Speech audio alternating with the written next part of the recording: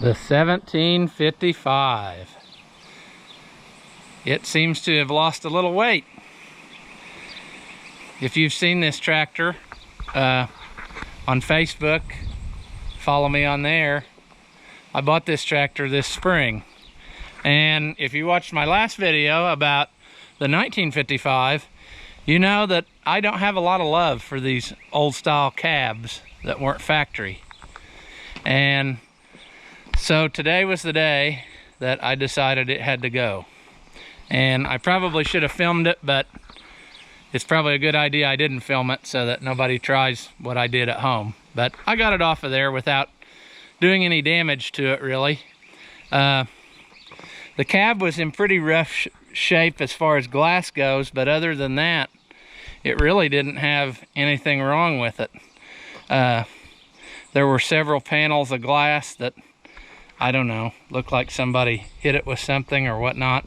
And I have a feeling they probably did that at the auction yard when they were moving it around, because if you have, like I said, watched me on Facebook or seen any of my stuff, the tractor did not run. The cab was an all-season cab, and I had never heard of this before, but it basically looks like a knockoff year-round cab. So I don't know if anybody knows anything about this company. You can say something in the comments. But like I said before, these cabs just aren't for me. I don't enjoy getting in and out of them because I suffer from MPF, which is male pattern fatness. And in addition to that, they're just so noisy and they're hot, and I'd rather be out in the open. Well, if you watched the video I made on the 1955, you probably heard me say that we're going to take those fenders and put them on this tractor. I've always liked the looks of the 1755 with the regular style fenders and the oval muffler. I think it's just something a little different, and I like the looks of it. So that's what we're going to do. Before we get started on that though, I can show you a little bit about this tractor. It has pretty decent original paint. I guess you would say good from far, but far from good. It's got a few blemishes in it. If you get up close to it, you can see in here. But overall, it shined up pretty good. I need to do a little more work to it, but it worked out pretty good. I repainted the white parts, and I got some new decals from Dumont's. And if you are looking to restore a Oliver tractor, that's the place to go. In my opinion, they have the best decals, so check them out. I'll put a link in the description down below. You can see, looking at it, where I stopped with the waxing, right where the cab came through. And it's probably a little bit faded or changed in color, but I can probably get it to match pretty close with some polishing. This tractor, its biggest problem was it was not getting any fuel. I have a feeling that it sat for a very long time because all the fuel in it was pretty nasty. And the metering valve in this pump was stuck so tight I couldn't do anything with it other than pull it off and have it rebuilt. So that's what I did. When I got it back together, I still couldn't get it to run. And what it amounted to is that the original starter was not spinning it fast enough to get it to run. I guess after sitting all that time, it really needed the extra momentum to get going the first time. So I pulled the starter off my 1855. I had put one of the gear reduction starters on, which is another thing, in my opinion, if you're going to replace a starter, this is the way to go. They just start so much better. And I got that from Maple Springs Farms, and I'll put that link down in the description as well. I've bought I don't know how many of these, but I'm impressed with them. I really like them. And they're about as cheap as trying to go get your other one rebuilt, and they work so much better. So that's the way I go. When I first bought this tractor, it was on an online auction, and I ended up paying more than I really wanted to, but after getting it going and seeing how well it cleaned up, I'm not too disappointed at all. Really, the only thing I had to do to it was injection pump rebuild, and I had them do the injectors too while I had it out, and new batteries and filters and service and all that, and it's back in business. So hopefully in the future you'll get to see some videos of this in action and doing different things. I really bought it with the intention of using it as a hay mowing tractor. I have always mowed with the 1800A, but if you've ever run one of those, the power steering is not nearly as nice as this, and after a few days your arm starts to get a little sore from turning. But I really like these 55 series tractors. The hydraulic activated PTO and hydraulic brakes, they're just a really easy tractor to drive. You got your tilt steering and everything like all the later tractors did, and hydraulic shift. And I just really like the looks of them. These 55 series tractors, when they're all shined up, are some of the prettiest tractors I think ever made. I said in the 1955 video that usually when you find a cab tractor, the dash is in excellent shape, and this one's no exception. You can see how nice everything is. The wood grain, really nice, and you can read all the lettering. The warning lights, I don't know why someone put them in wrong, but that spring, if you can see that, is supposed to go under the piece of the dash. I think my shadow's getting in the way, but anyway, I'll have to put that back the way it's supposed to be. Well, if you remember my video from the 1955, I was explaining about these lights on the dash because people ask what they're supposed to be because their stickers are wore off. The 1755 is different than the 18 and 19 because you don't have a middle position. This one is something else somebody's put in here, and they stuck a knob on it that said heater. Must have broke off the cab or something, but they have a park brake light just like the other two on top, and they have the hydraulic oil temperature light down here. But the middle one, which was the air cleaner restriction light, they do not have, because they use the style like what is on the 16 and 15 size tractors. And unfortunately, I bumped into this one the other day and broke it off, so you can see what it looks like. But it's this deal here that screws into the intake manifold and you press to reset. I'm gonna have to look about trying to get one of these. I know our other tractors over the years, when those indicators would go bad, they just got taken off and a pipe plug put in them. And I'm sure most of the tractors were that way. A lot of them I've seen are the same way. Nobody wanted to fool with getting another one of those.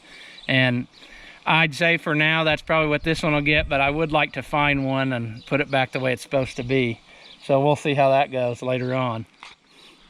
Another thing I thought I'd mention, when I got the tractor home, I realized that somebody has swapped out the whole steering assembly, and they got one that fit like a generic forklift or something, because it does not have the tilt and telescope column anymore.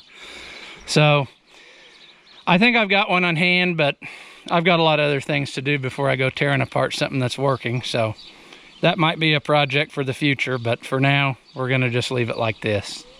I took the top plate off of the dash to get the cab off because I didn't want to destroy the plastic piece that goes between the top of the dash and the hood. And I'll show you that here in a minute, because it is the best one I have ever run across in all the tractors I've worked on and owned like this. Here's the strip that goes between the dash and the hood, and as you can see, this one is excellent. And like I said a minute ago, I have never run across one that was in this good a shape. I've had some where the two sides were on and the middle was missing, but this one is really nice. Years ago when I got my 1855, I ordered one of these from Agco because that was the only place you could get them. And I want to say it was like $180. It was ridiculous for a little piece of plastic, but I just couldn't get over looking at it. It just didn't look right, so I ended up buying it. And then it really ticked me off because in about a week's time, it cracked right down the center of this rib, and so it's glued on there now. I just can't bring myself to buy another one. Luckily though, now they are reproducing them. I've seen them and they're down in like the $40 to $50 range, so that's a pretty good deal. So hopefully if you need one, you won't have to pay quite as much as I did the first time. I do want to make a note about this. I've had people call me before and say, I can't get the fuel tank out of my tractor. You know, there's not enough room. Well, after talking to them, they didn't realize that this piece came out that fills in here. Your dash handle mounts on here, and I guess they're not looking close or whatever, but the seam is behind there. You take those 2 bolts out, and then you can lift the whole top off, and you've got enough room to pull your whole tank up out of there. Another thing I thought I'd say about this hole before I put the top back on is that I mentioned in the other video that they changed this dash later on, and it didn't just amount to adding the flare here to put the key on. They actually changed the way this was made, and I know why they did it, because if you can see on here, the piece where you put the handle in, like I was just talking about, is welded onto the inside of the outer part of the dash, and that actually makes it hard to get the fuel tank out. The fuel tank has raised ribs along the side, and you kind of got to pry around and kind of spring it open a little bit to pull the tank up out of there. So what they did on the later ones, the thread holes were in the top piece in this lid, and they went down and they just drilled holes through this part of the dash that you see. And so that was a minor improvement that they made, because I'm sure a lot of the service people probably complained it was a bear to get the tank out. Well, that looks a lot better. Now let's go see about trying to get those fenders on here. Another interesting thing about this tractor is it's had a valve added to it, and it appears to be a float valve. So that's something I need to mess with. I had it hooked up to something and I didn't have it to float, so I don't know if something's adjusted wrong or what's going on, but that's something else to look at. Well, let's see about getting these fenders off, and we'll put them on the other tractor.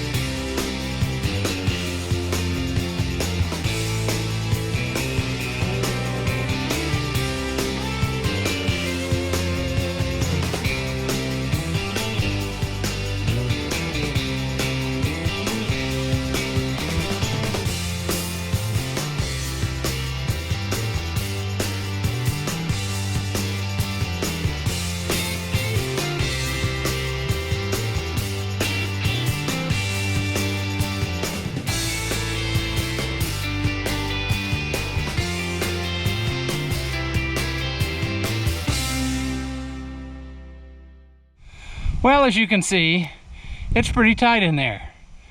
And this is a problem because of the MPF again.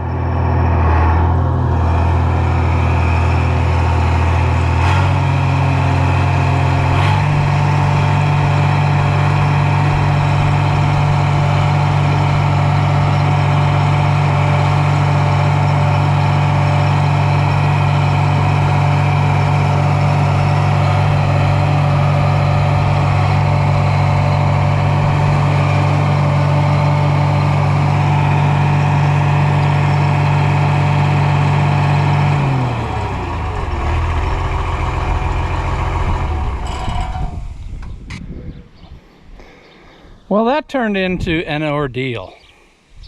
I'm not going to show you very much footage of it, if any, because I'll have to cut the soundtrack after all the things it made me say. But what it amounted to is, after wedging myself under there, one side is totally caked with grease.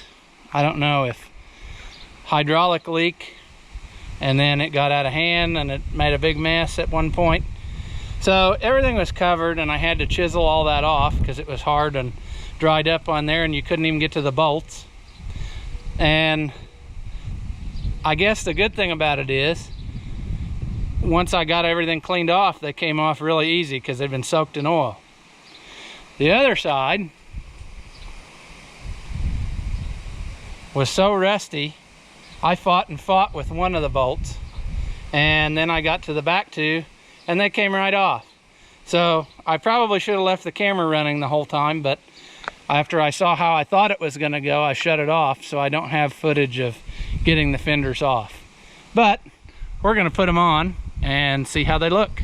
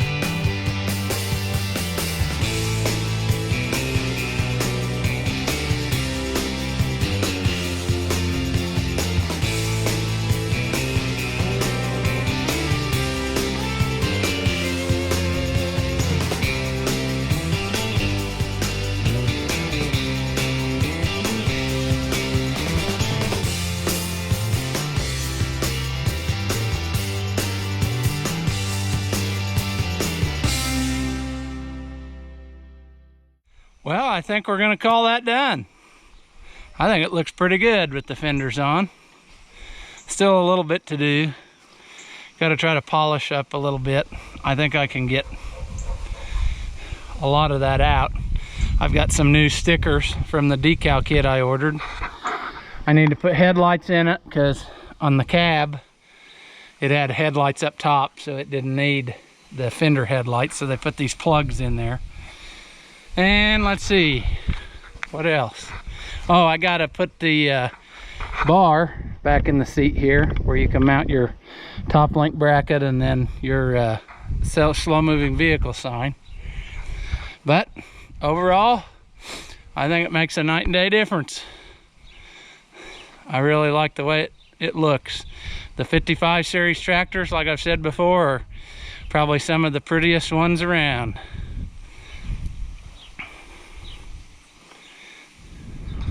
Remember, if you like Oliver and White videos, please like and subscribe to this channel, and we can keep making things that feature Oliver and White tractors.